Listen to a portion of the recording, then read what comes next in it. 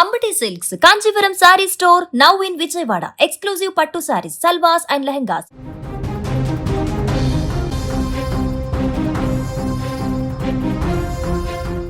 పశ్చిమాసియాలో రగులుతున్న యుద్ధ జ్వాలలు ఇప్పుడు సామాన్యుడి జేబుకు చిల్లులు పెడుతున్నాయి.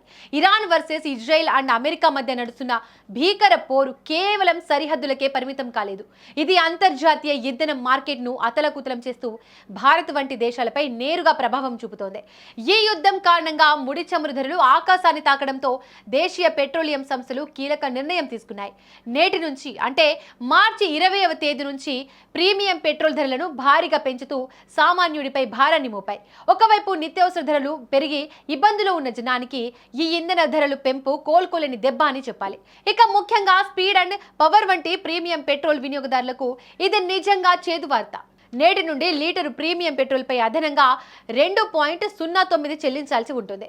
గతంలో లీటరుకు 111.68గా ఉన్న ధర ఈ పెంపుతో ఏకంగా 113.77కు చేరుకుంది.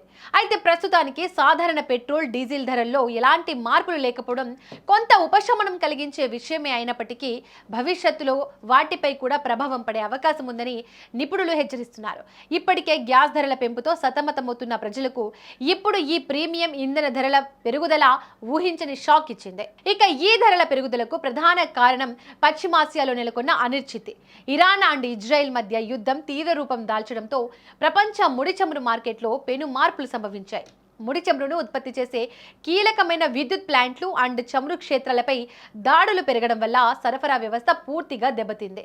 చమురు ఉత్పత్తిలో అగ్రగామిగా ఉన్న దేశాల మధ్య యుద్ధం జరగడం వల్ల మార్కెట్లో భారీ అస్థిరత ఏర్పడింది.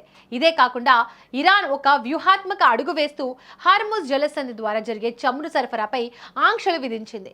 ప్రపంచానికి అవసరమైన ముడి చమురులో దాదాపుగా 20% ఈ మార్గం గుండానే రవాణా అవుతోంది. ఇప్పుడు ఈ మార్గంలో ఆంక్షలు ఉండడం వల్ల అంతర్జాతీయంగా సరఫరా కొరత ఏర్పడి ధరలు పెరుగుతున్నాయి.